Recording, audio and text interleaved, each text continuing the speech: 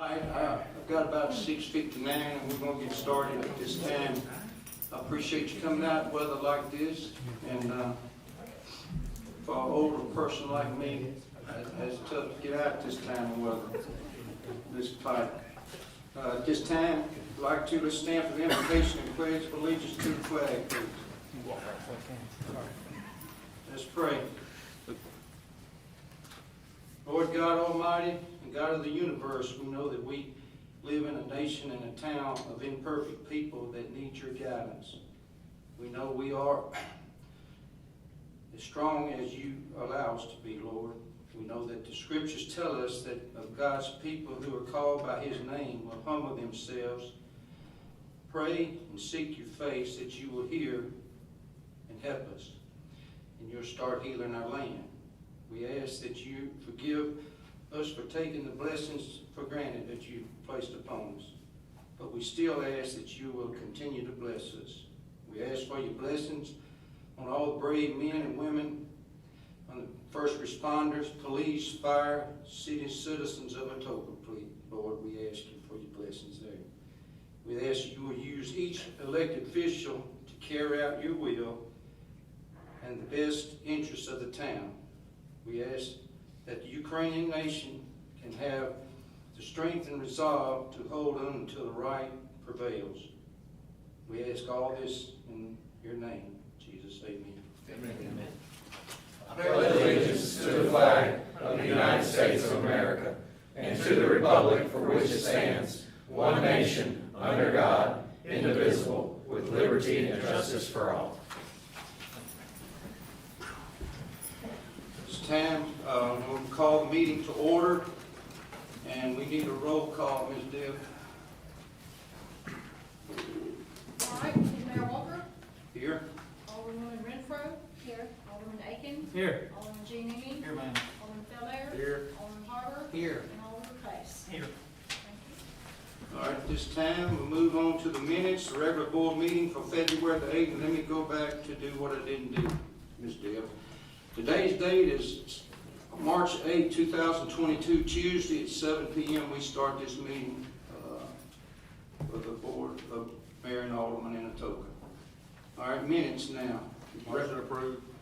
We have a motion to approve this. Second. Do we have a second? We have a second. Are there any questions on the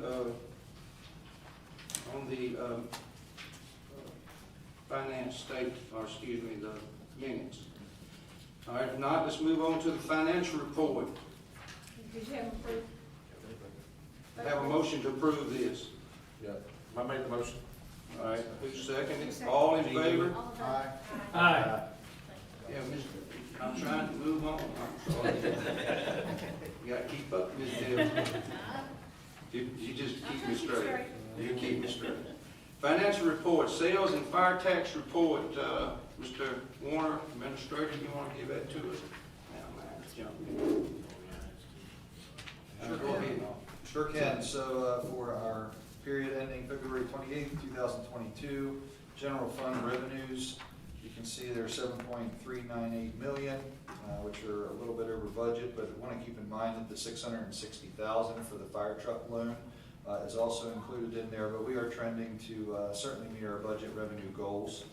Expenditures, looking at 6.598. Again, we've got a fire truck purchase of an expenditure in there, so we are trending to keep those expenditures in check. So And currently, Mark, excuse me, yes, at the top of the column, you got 5 months. That is 8 months, right? Ours is, it's 8 months. That's a 5, it's an 8. yeah, on their sheet it's fine. On our screen, On it's our 5. screen, on our screen, it's In five. your work packet, it is 8. Yeah, Yeah. I'm just saying for the citizens, anybody that's looking at it, Oh, I see. A packet has Yeah. got it 5 months on it, it's 8 months. but it should be 8. The numbers are right. Yeah, I'm just wanted to double check the numbers. Yeah. We had Okay. a little help Sorry about from that. the creation for the report since our Amanda's out. So Maggie pinch hit and she did a good job getting She everything did a in. But good I think there was an old report that probably just that header was left in there. But yes, thank you for pointing that out. So we were at an excess revenue over expenditures of $799,000. Our current cash on hand at the end of the period is $4.8 million. State Street aid. You see we've got 72% of our projected revenue at $242,000, and then we had our expenditures at $260 for the road work that we had done towards the end of last year. Our cash on hand at the end of the period is $184,793. Drug fund, you can see that our revenues at $19,377, expenditures are $22,700. And our cash on hand at the end of the period is $41,131. Moving on to our solid waste collections, revenues at $399,435, and expenditures are $410,288. And our cash on hand at the end of the period is $255,610. Water fund. You can see that our total outstanding bond notes as of the end of February is $908,951. Moving down to our expenditures and revenues, you can see our revenue was this is a cumulative column here. This actual column is cumulative for the current fiscal year. So $765,280 on revenue. As you can see, our expenditures are still trending upwards. $868,916, so it is a current net loss at $103,636. On the sewer side, you can see our total bonds outstanding is $1.2 million. Our revenues for the same fiscal year cumulative are $886,877. And cumulative expenses are $999,922. So for his net loss of $113,045. So total of all funds is $8,495,053. Mark, on the expenditure side of the general fund, what is the $199,000 of excess revenue over expenditures? Is it just something that was there and should have been deleted? Under total budget. I know the budget didn't make money by just sitting on a piece of paper. First page. Middle of the page. first page. General fund. Yeah, excess revenue over expenditures, $799. Then go all Next the way to the to the last total line. budget, Over $199. Okay, hang on one You second. see it? Yep. He's talking about this here. That'd be the difference. Something that should have been probably just Then the total revenue Off and of the total another- expenditures. Yeah, budgeted numbers and then this is the actuals. Is that what it is? The $799,210 is the difference between our actual revenues and actual expenditures. The $199 is on the budgeted side. Oh, okay, I see it now. So when we pass So the we budget, didn't- Yes. On page. So, but the $799 also reflects the $666,000 for the loan that we had, the capital outlay note we took out for the engine, and then of course the $963,000 that we wrote out a check for the engine for the full purchase price. So, you know, if you backed out those numbers and you have, I'll say a more realistic number, but we've got to account for both the capital outlay and the full expenditure. A motion approved. Well, I have a question on the solid waste fund. I know early on there was some billing that we were playing catch up. But I thought last month we were back in the black. But it looks like again, we've got some excess, a negative 10,000. Good question. Glad you brought it up, and we got an answer for you. Okay, Miss Debbie's going to give you that. Because it was a short month and days for February, typically I'm able to get the money moved from one month to the next before the first of the month to reflect in this month. And it didn't get moved until March. So actually, the profit or the revenue over expenses would be about 34,000. okay. But it's not gonna reflect in the February 28th report, it will be reflected in the March. If we had the March 1st report, it would show you the figure there. Okay, Make sense? does. Okay, She was just making sure we pay attention. that's right, Well, I'm just making sure we're, Absolutely. that's what you're I'll supposed to lose money on do. That's exactly right. Good question. All right, anything else? We have a motion to accept it. Any other question? We have a second? second. We have a second. Any more questions concerning that? All right, all in favor to accept this, say aye. Aye. Opposed? All All right, moving on.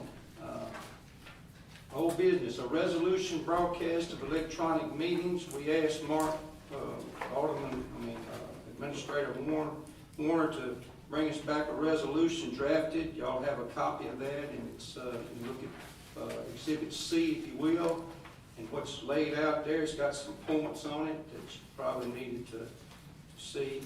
And the resolution provides guidelines for live viewing only for public meetings, email address distribution list for question submission, as well as a period for citizens' comment. And you got it in your packet. Are there any changes or questions that you have on this resolution? I had asked Mark earlier about, under section 2A, it says, citizens desire to speak during the comment period shall register on the form. And it's basically not to sign in. Just anybody else saw that.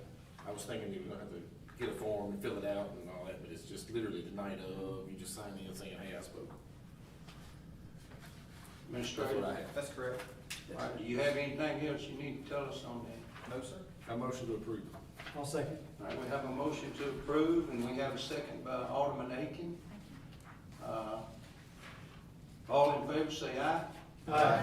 All opposed? Aye. Okay, Who was that? this, Alderman Cole. Alderman Tate. So, to recap, the resolution's been adopted, the email distribution list is already ready to go, so this will be in full effect at the next meeting. In April. And we will put out the live link, once we get the live link built, that'll go out with the agenda. And then we'll have a sign-in form for any of the speakers, and then you have also the guidelines for the speaking period. Okay.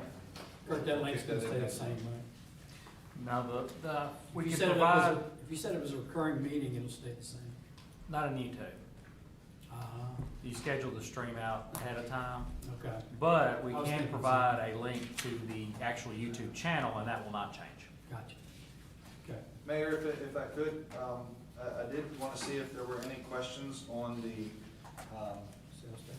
sales tax reports.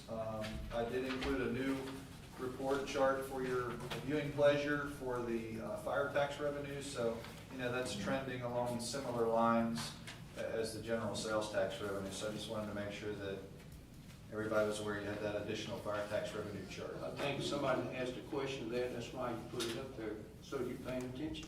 Right. Good job. Are there any questions about it? All right, I was gonna say something about it on down the road, but you took care of that. All right, new business, presentation fiscal year 2021 audit report. Mr. Jeff Hunter.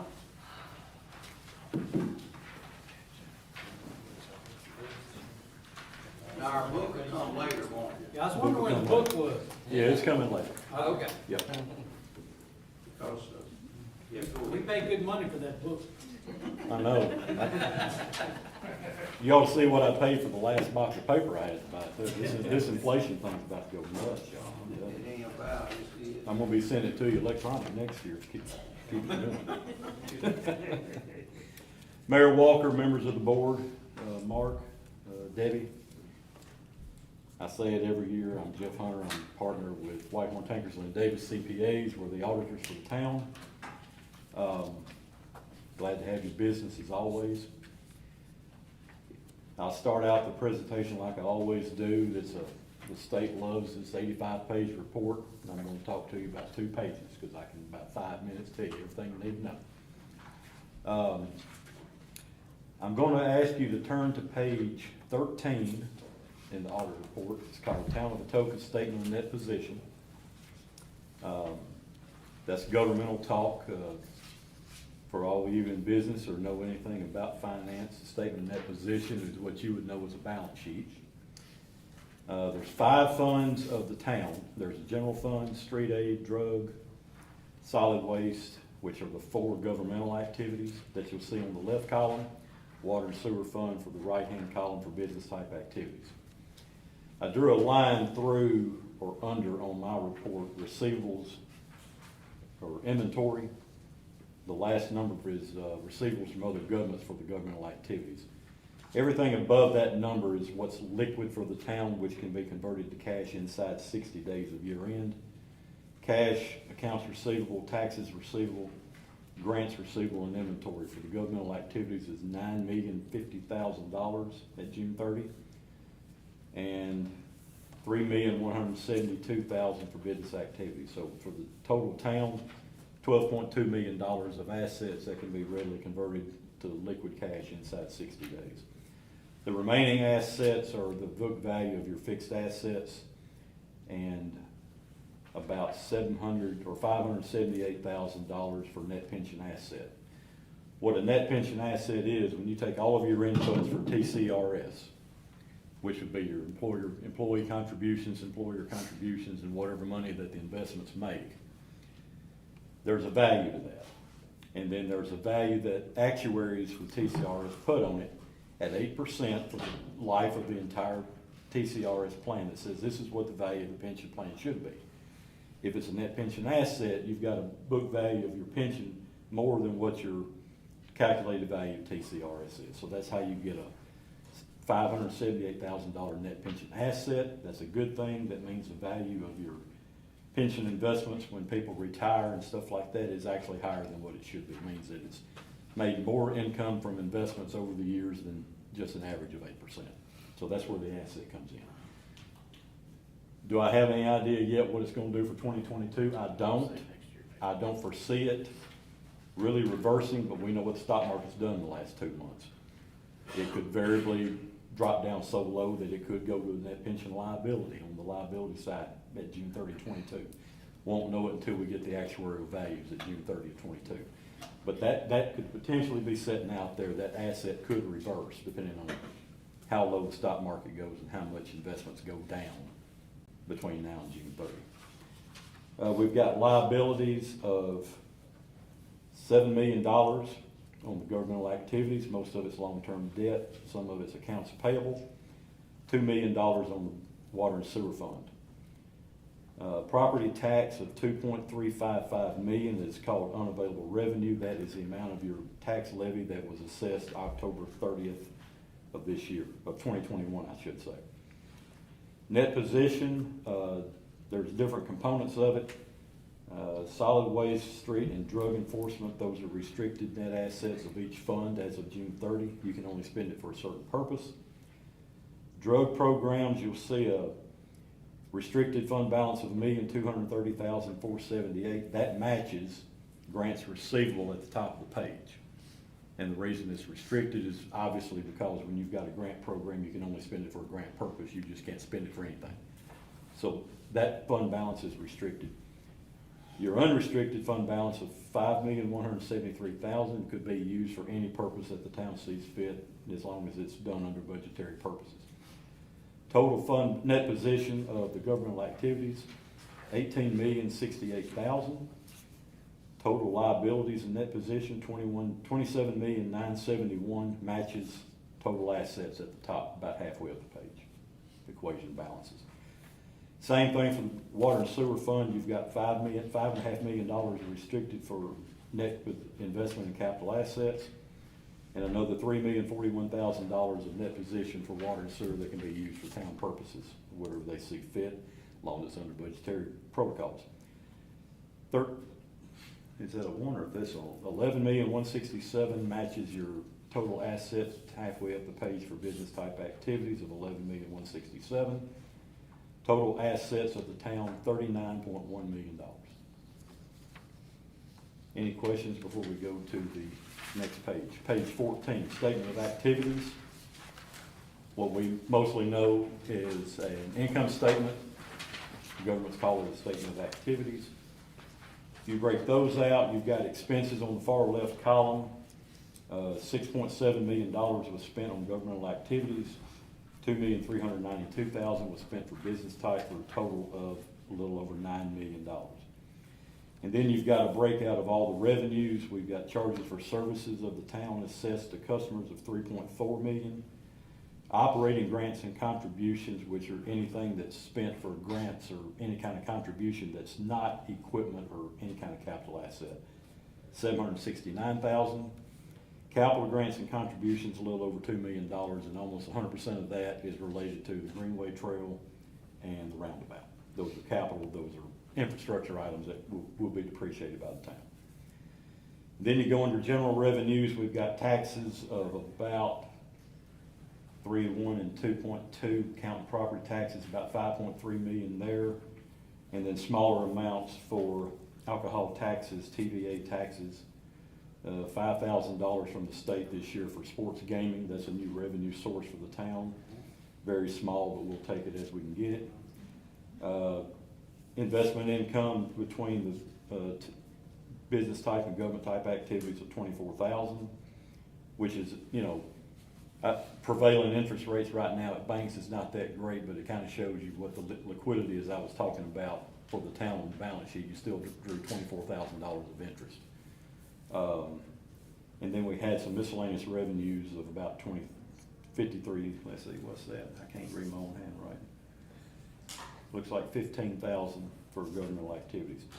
Total change in net position, this is what the town earned in 2021, $3,196,000 for governmental activities, $10,466 for water and sewer. It isn't much, but it is positive, which means water sewer made a profit. So we're way better off than we have in the last couple of years. Total of $3,206,000.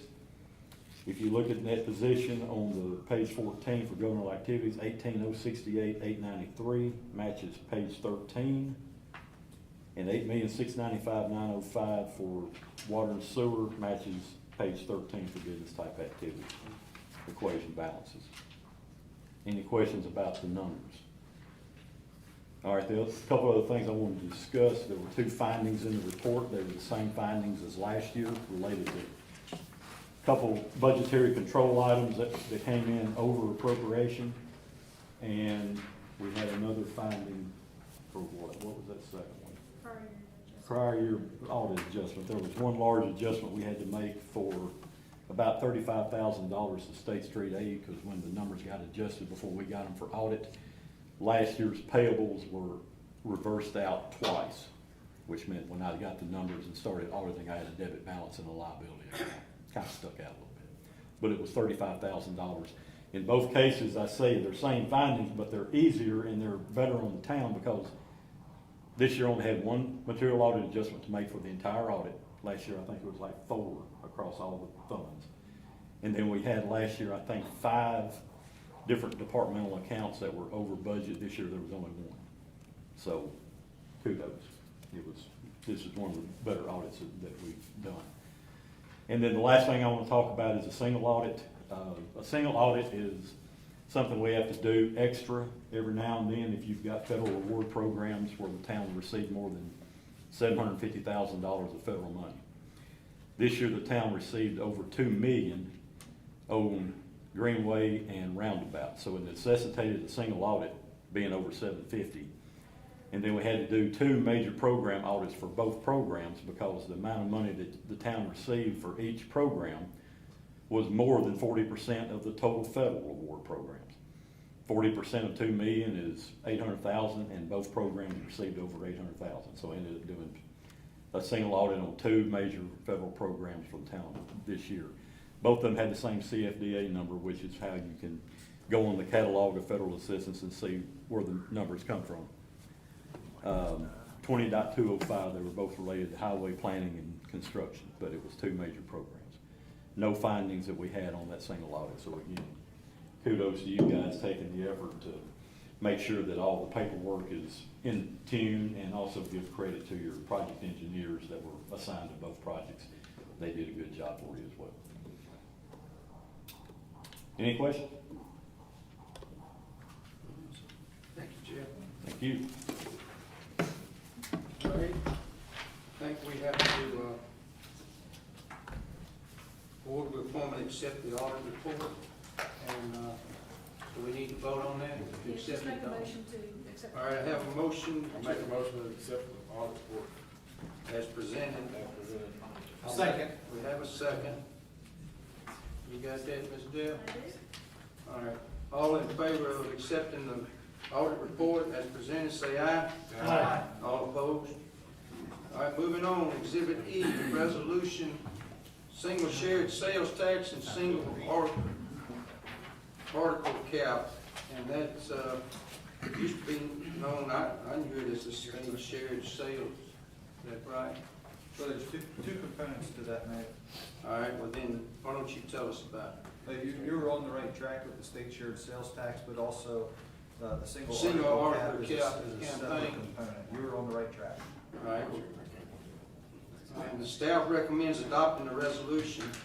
All right, but why don't you tell us, state high level and tell us about it just a little bit more. Well, I can talk about it, or we've got a very brief 5-minute video that's gonna give you a little bit of history, if Do you guys y'all, wanna see I that, mean, or before we go, do y'all wanna see that? It's a good film and Yes. Yeah, let's do it. it's only 5 minutes, so, let's see. This is in the legislature now, is that right, Mark? Yeah, so it's under a 2-week table. Tennessee Municipal League is attempting to get town and city support throughout the state, Yeah. which is the request for the resolution supporting the legislation. I want to speak with fair certainty that I believe both State Representative Moody and State Senator Rose are both supportive of the legislation.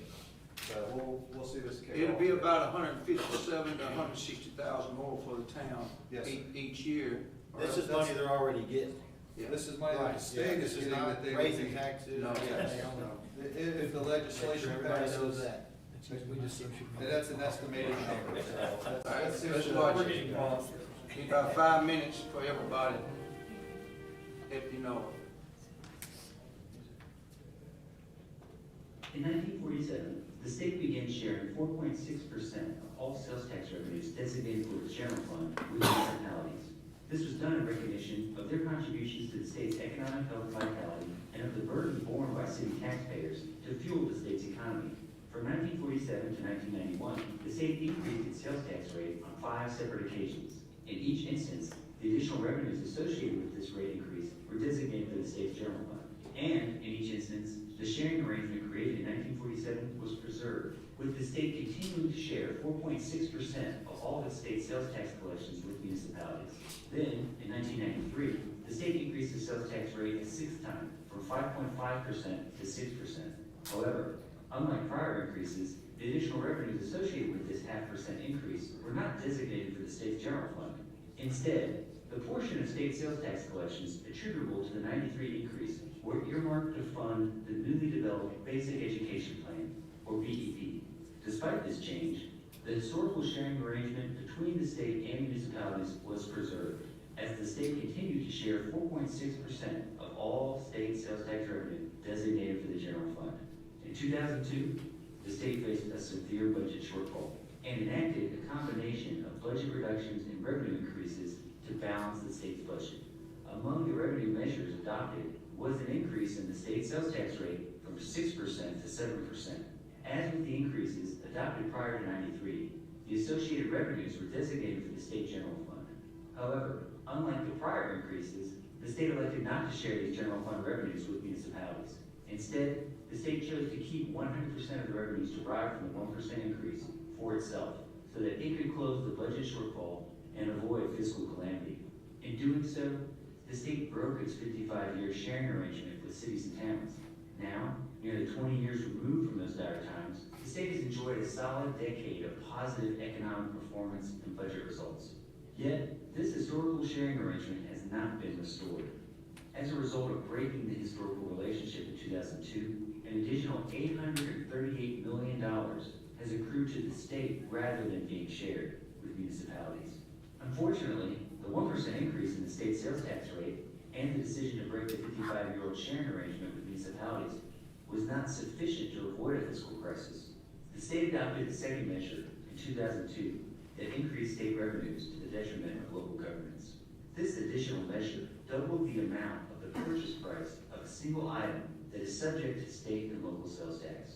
Prior to 2002, the first $1,600 of the purchase price of any single item was subject to state and local sales tax. The state elected to increase this cap, making the first $3,200 of the purchase price of any single item subject to state and local sales tax.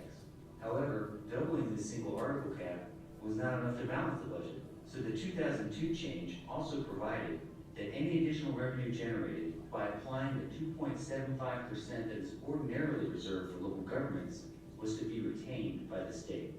Last year, an additional $72 million accrued to the state as a result of this change, and more than $951 million has accrued to the state instead of local governments since 2002. Your TMO team has joined you in advocating for the restoration of the historical revenue sharing relationship and increasing the single article cap. These advocacy efforts have occurred at all levels of state government and with members of the General Assembly. While we have yet to secure enactment of a permanent legislative change to reverse the changes adopted in 2002, your TMO team's efforts have not been without benefit. First, the $100 million in non-recurring state grants awarded to municipalities during the 2020 fiscal year, as well as the $50 million in grants awarded in 2021, were the direct result of the engagement of members of the board of your TMO team with Governor Lee, key state commissioners, and leaders of the General Assembly. Second, while the current General Assembly was not responsible for these changes, our collective advocacy efforts have resulted in a greater awareness of these inequities and an acknowledgement by administration officials and some legislators of the need to address these issues on a more permanent basis. To date, the resistance to a permanent solution has been based upon the lack of recurring revenues. While the state has realized significant surpluses in recent years, these have been one-time, non-recurring surpluses. Thus, the financial assistance offered to local governments has been in the form of non-recurring grants. However, this year presents an opening, as the state has a surplus of recurring dollars. The TMO board has directed that both restoring the historical sharing arrangement and amending the law to allow local governments to receive sales tax revenues realized on items with a purchase price above $1,600 remain a legislative priority. A permanent solution to either of these inequities may be possible in this limited window of time. However, there are numerous proposals and state priorities competing for these same limited recurring dollars. If we are to be successful, it will require a unified and all-in effort of municipal officials.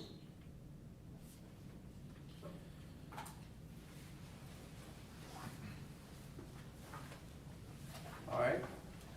Okay. So just a brief recap, Mayor, if I Yeah, could. you The can. resolution that you have in front of you is strictly a supportive resolution that this elected legislative body supports both pieces of legislation.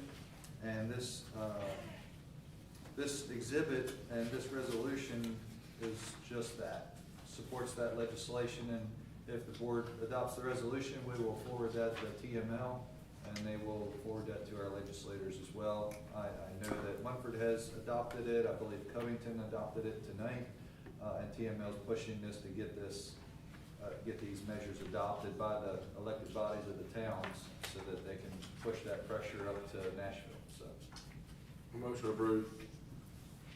Second. We have a motion to approve. We have a second by Alderman Giannini. And are there any questions to Mark? All we're doing is a resolution to give information to the TML to get it to them and say that we are on board. We want money back.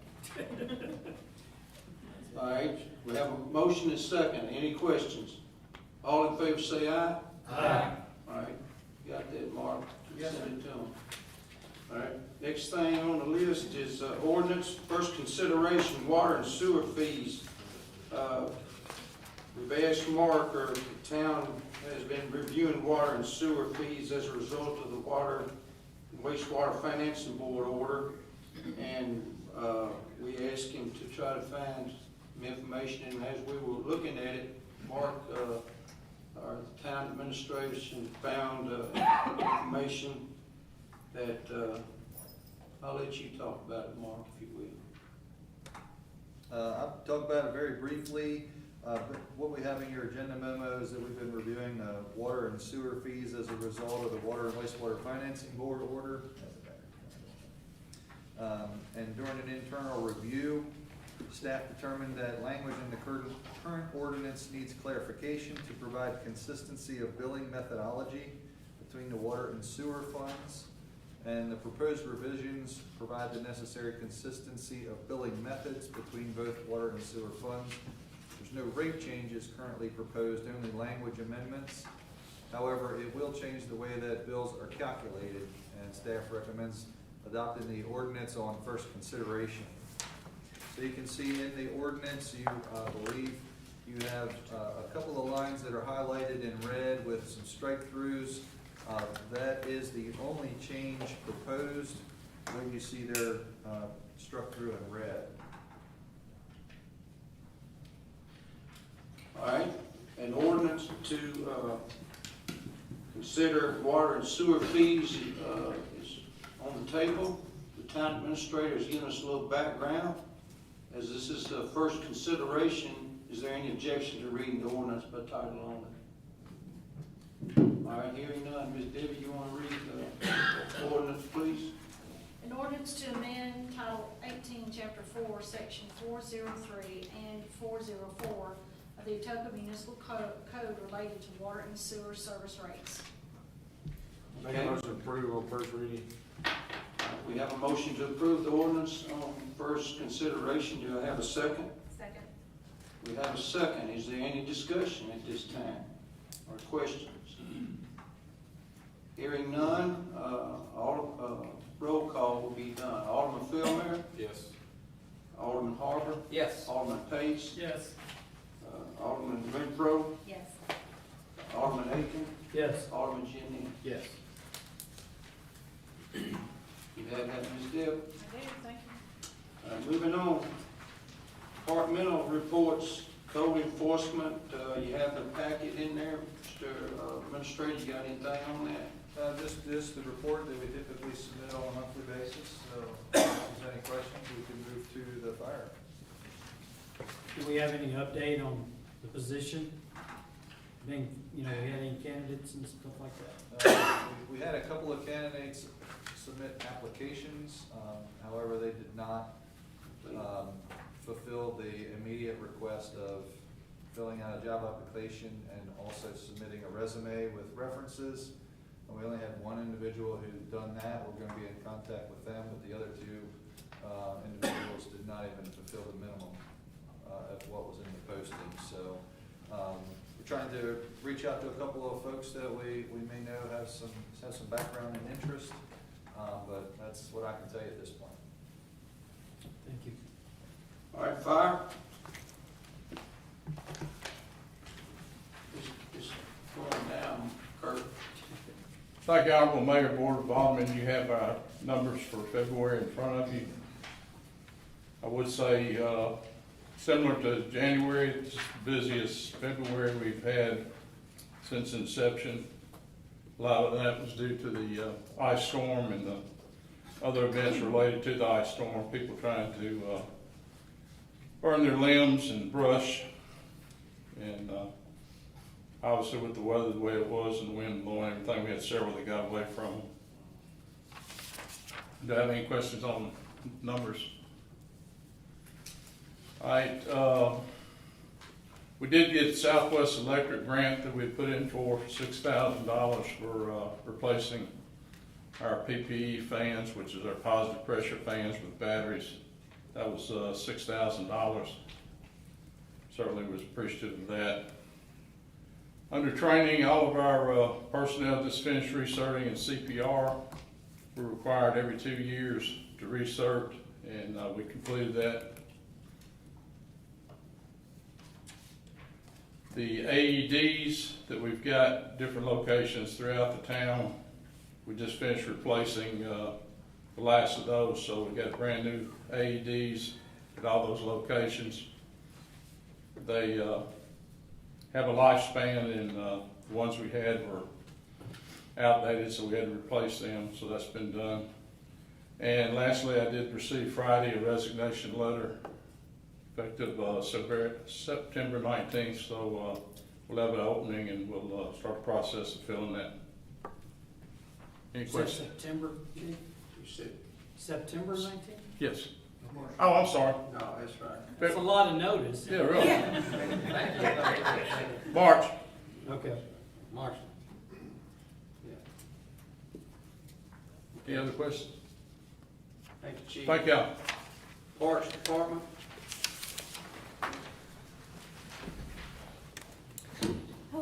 have any questions, did not have my voice there, let me know. If you have any questions, what's above. Few quick things. We've had spring art class going on. We started with 2, but we had so many that were on our wait list, we were able to make a 3rd art class. So our instructor was super excited that it's going so well. Softball, we're in the 360 range in girls register, which is really good for the spring, and also because Covington sanctioned FAFSA this season, so I think they made somewhere around 6 teams, so our numbers still stayed really well for them to also have a league. Soccer is up to 289 and some change. We still got some late listers also we're adding on, which is the biggest that we've had yet since I think ever. So I know, like when me and Maggie started, we were at like the 150 range. So we've really grown a lot, even with COVID in it all. The Food Truck Festival, we looked at the weather and everything for this weekend, and it is not looking very favorable and cold. So we have decided to postpone it. I have gotten with all of the vendors, and most of them are very happy that we moved it. We're looking at a date in May because the rest of March we have spring breaks, so a lot of people will be out of town, and then April is pretty filled up with Barbecue Fest and Bunny Brunch and Easter festivities. So far we have a pretty good, have a date picked out. I'm going to make sure that everyone's good with it, May 7th. If I have the majority that can move to that date, we will officially put it out to social media. And everybody that we're good with that. But an official post will go out in the morning about it being postponed to everybody. And that's all I have. If you don't have any questions. Did you say something about barbecue fish? Oh, Barbecue Fest is going great. We're on track with it. Everything's looking good. Everything's secured and ordered. We're just waiting for the days to come. That will be March the... That's April 1st and 2nd. The sponsor dinner will be on March 31st, so you'll get an email in the next week or so to remind you, but we'd love for all of y'all to be able to make it. And you do have a kid pie and an adult pie? Yes. And I put it out to all the schools, so I'm really hoping it beefs up with the kids. Thank you. All right, Chief. Good evening. My numbers as well are in front of you. It seems to be that right now, still early, we're in the 3rd month, so our numbers are still in a good spot, trending down a little bit from this time last year. We had a couple shopliftings that kind of go into the numbers as well. Our calls for service are about on par, roughly about 23 calls up, but it's about 1,200 calls for the 3 months. And you can see drug narcotics have gone up a little bit this year as well. And one forgery, somebody kept coming into Kroger trying to cash some stolen payroll checks, so that affected us a little bit there as well. All right. Of course, I can't do that in PowerPoint. So just last Friday, you all were invited, and I do apologize, it was the last minute that we were able to push that out, but it turned out to be those that you put together very quickly turned out to be some of the best ceremonies. And I must say, it didn't cost the taxpayers a dime as far as the badges go. An anonymous benefactor paid for our new badges. But it took a lot of time and energy and effort into designing what those badges come up to look like. And it was a very beautiful ceremony. So if you missed it, I'm sorry that you missed it, but it was very nice. It was very fitting, and it was a very solemn occasion. But anyway, so you'll see new badges in case people are asking. So there's the new badges, a close-up of it, and of course you can check mine out. I can hand it to you afterwards, let you look at it if you'd like. And lastly, our training for the Atoka PD is ongoing. We have Monday, the 14th, will be our death scene investigations. We have a member of the West Tennessee Regional Forensic Center coming in to go over some of the things and talk about, you may or may not know that the medical examiner for our county has hired several investigators under his staff. It kind of mimics the same type system they have in place in Shelby County, where it will assist the medical examiner in some of his role in decision making. So it'll be an opportunity to kind of let us know what the parameters are in relation to that, and also bring us up to speed on some of the do's and don'ts and some of the things that they're looking for when it comes to death investigations. And then following that, we have a grant writing training coming up in mid-March, and then some more field training, officer training coming in at the end. We still currently have one position open.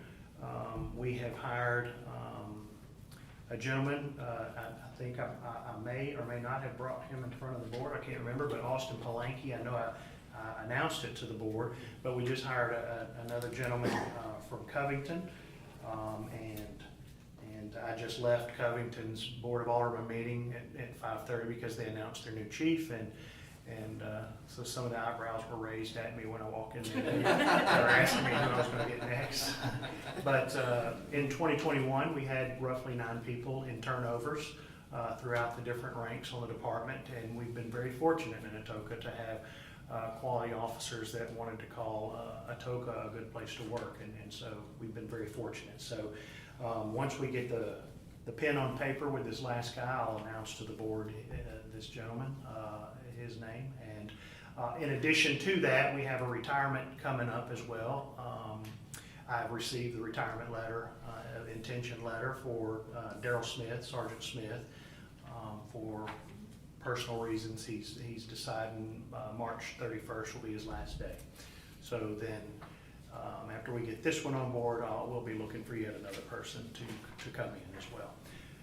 On another note, May the 21st, I have to look at the Parks Director. She can help me on that. But May the 21st, we're planning our Cops and Bobbers. So at First Friday, we just announced that so that people can start being aware of that it's on our radar. It's an event that's dear to my heart. It's one of the ones that I really love to do. But the reason we announced it is obviously because we're looking for sponsorships, and so we wanted to tell everybody we were open for sponsorships. So if you know anybody that's willing to donate towards the event, it is a great opportunity for community involvement as far as police with the youth and the ability to teach certain skills. And in my case, you know, some of these young guys out there last year were able to teach me a few things about fishing. Because I was ready to get out of there when I saw all the snakes. But this year it's going to be at Pioneer Park, so we should be free from snakes hopefully. So other than that, I have nothing else. Chief, I want to tell you, as mayor, I'm proud to be the mayor of Atoka, and you giving that blessing of the badge. Yes, sir. That was good. They need the armor. Yes, sir. I mean, the whole armor of God on them, so Yes, I sir. appreciate that. Yes, sir. All right, moving on. Public Works Department, Good evening. You have my numbers there in the report. If you have any questions, I'd be glad to answer them. Don't have much going on.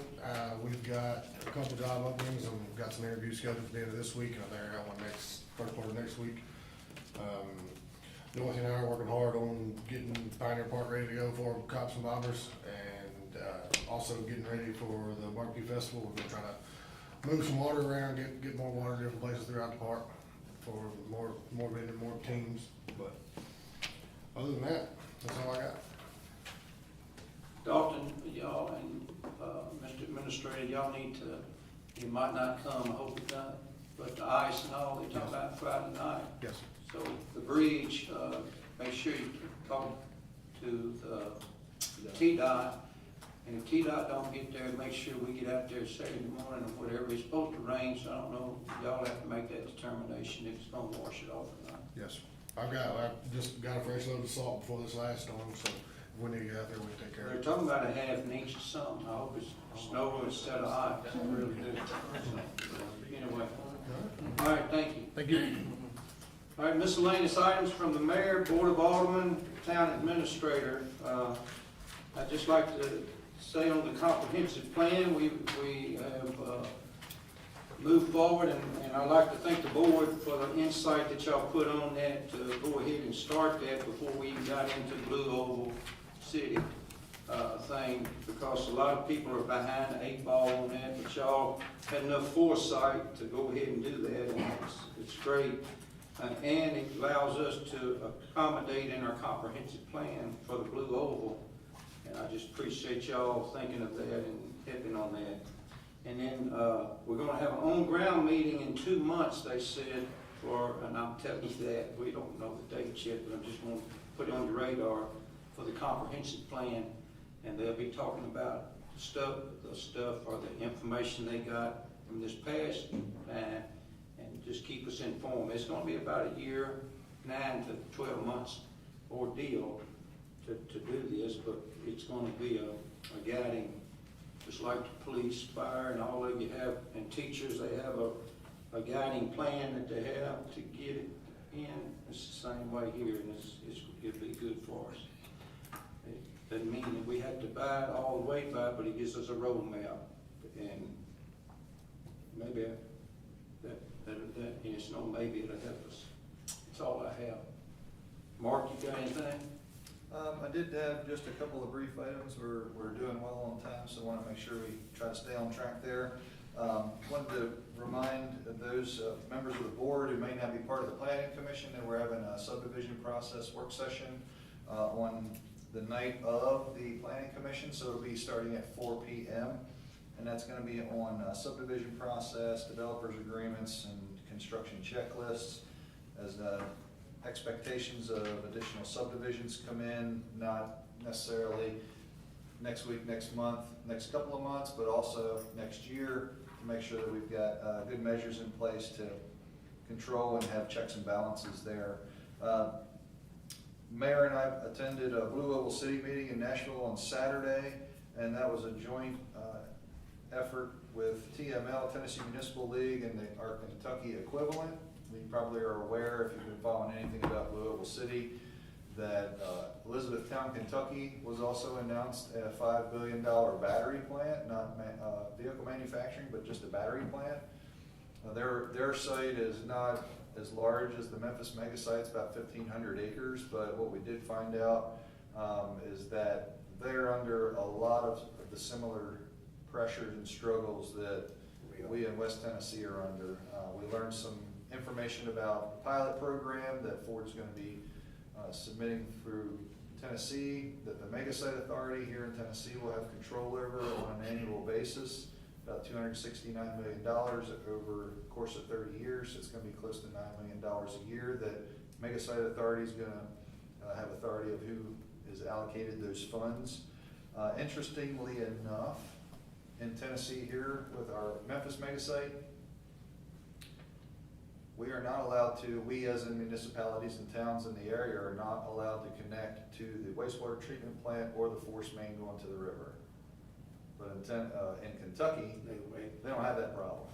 They're allowed to connect, so go figure. But in Kentucky, they're not getting a pilot money either, so I don't know how all that actually plays out. But we're gonna continue to whisper in our legislators' ears and try to maybe get some movement on being able to connect to the wastewater, but really the first question is, who wanted it to be exclusive to Ford? If Ford wanted it, unlikely that you're gonna get any movement, but if it was something that the legislature put in there, you got some possibility of some potential movement, so I wanted to let you know about that. We were on a call with TDEC, staff was on a call with TDEC on Monday about funding opportunities and learning a little bit more information about that. So there is a scorecard that we're going to be submitting here shortly on our infrastructure. We just need to button up some of the financial information to include on that submission. And the monies that we're talking about relative to the scorecard is the $1.1 million that's been allocated through TDEC that the town will have access to, but you need to provide projects and submit for projects through the program. Initially, they're going to start off as non-competitive grants, so basically if we submit for it and we've done everything that we need to do, then we will just be provided that money with a co-funding component. Our ability to pay index here at Atoka is at 40%. The state had lowered that amount by 5% for all of the municipalities. So it would be down to 35%. There's a further opportunity to lower that even further with either a collaborative effort with another municipality or multiple municipalities for projects. The other way that you can reduce that co-funding level even further is by submitting projects for one of 5 priorities that TDEC has laid out. So non-compliance was one of them, which we don't fall into that category. We've got asset management, we've got I&I projects, so there's 5. Significant non-compliance, asset management, water loss, I&I, and aging infrastructure. So those are their 5 key priorities. So if you're submitting a project under any of those 5, you can lower your co-funding level at that point as well. But we can try to piggyback some of the grants, like our ARP money that we're getting. We can use that to help co-fund. We could use state revolving funds to try to be a partner in the co-funding amount that we need. There's also potential loan forgiveness through some of the state revolving funds, but they do not know what that's going to look like for another couple of weeks yet. So there's still a lot of things that are up in the air, but just trying to keep you all up to date on it. And Mark, when did it say we're going to get together in a business work session to try and come up with some of the projects too down the road, but we don't know how that's panning out yet. yeah, so thank you for reminding me of that. The non-competitive project phase, which is they're calling the first phase, is going to be opening up in April of this year, and that will run through June. So it's going to roll up on us rather quickly. And then there's the second component of that, which will be June through November.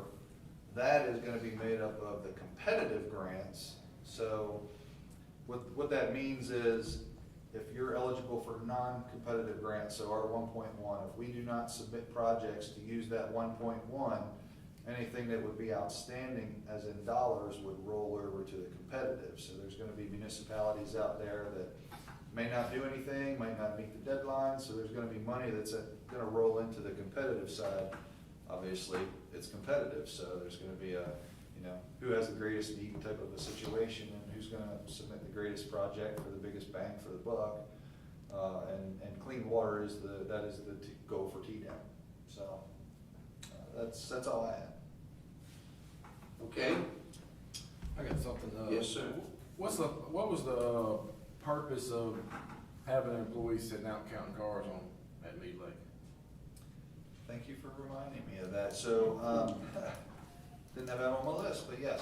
So we had 2 members of Parks and Rec, and I think it was 2 members of Public Works. So after our staff meeting on our budget proposal,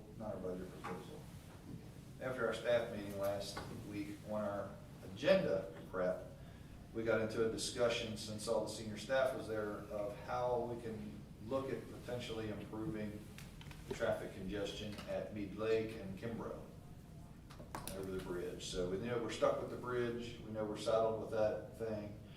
So we're just trying to be creative and come up with some alternatives. We met with TDOT several weeks back. They said they were willing to consider some things if the town was willing to foot the bill for it. So we got kind of creative and said, well, let's get our own turning information. So we were looking for left-hand turns from Atoka Idaville onto Mead Lake, which we realize when those folks are making that left-hand turn at those peak hours, that traffic is backing up towards the roundabout. Same to be said for Kimbrough. Folks that are crossing the bridge, they're making a left on Kimbrough during those peak hours, and traffic is backing up onto the bridge and it's quickly back down over the other side of the bridge. But we were also looking for right-hand turns onto Kimbrough from 206.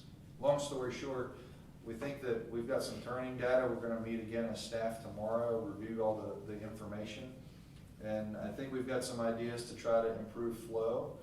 The staff had come up with the possibility of removing a stop sign at the 3-way. So this would be on 206 to make a left onto Atoka Munford.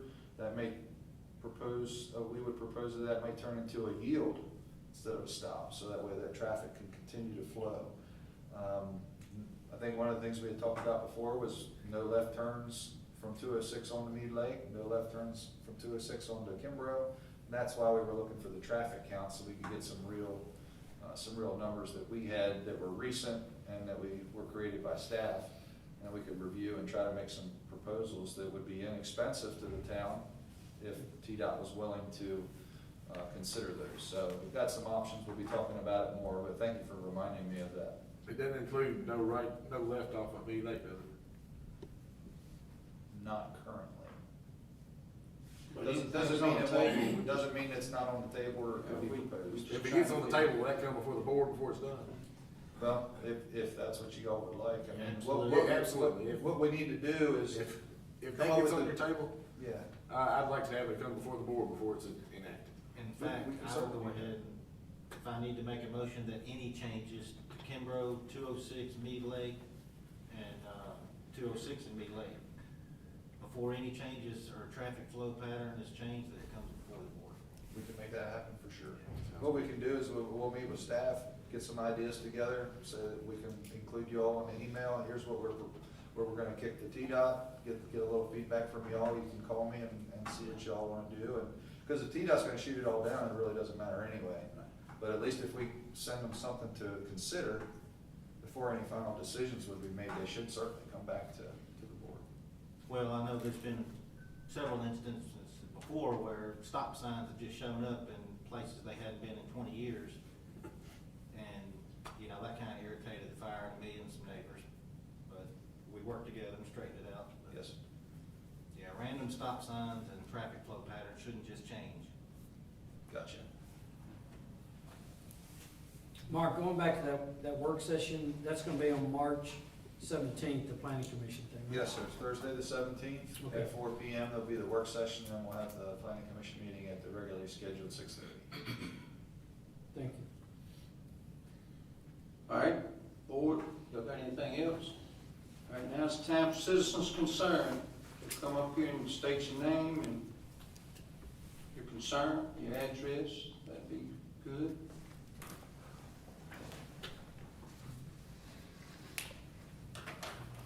Board, Mayor, Alderman, my name is Raymond Pelletier, 333 Orchid Road, also the president of the Atoka Firefighter Association. I just want to make you aware of, myself and two other firefighters went to Nashville on February 23rd to help support House Bill 1356, State Bill 1023, which is referred to as the Dust and Samples Act. This act provides PTSD coverage in the form of on-the-job injury for firefighters across the state. This bill is very important to the members of the fire department here in Atoka and across the state, for it gives us the coverage and the treatment that we need for those of us who actually do suffer from PTSD. As many members of this department and departments across the state, we've all known somebody who tragically has lost their lives to PTSD. Firefighters that have been some of my closest friends have died. This is a very large bill that needs support, and we went up and helped support the firefighters from Cleveland, Tennessee, finish their 170-mile walk from Cleveland, Tennessee to Nashville in support of this bill. So I'd also like to ask the support of this town and behind this bill and your firefighters. Thank you. What's the name of it again, Ray? It's the Dust and Samples Bill. Okay. House Bill, let me get it again. House Bill 1356 and State Bill 1023, Senate Bill 1023. Thank you. Can you send me the information on that so I can Absolutely. All right, call a few people? any other citizens? Hearing none, do I have a motion to adjourn? Motion adjourned.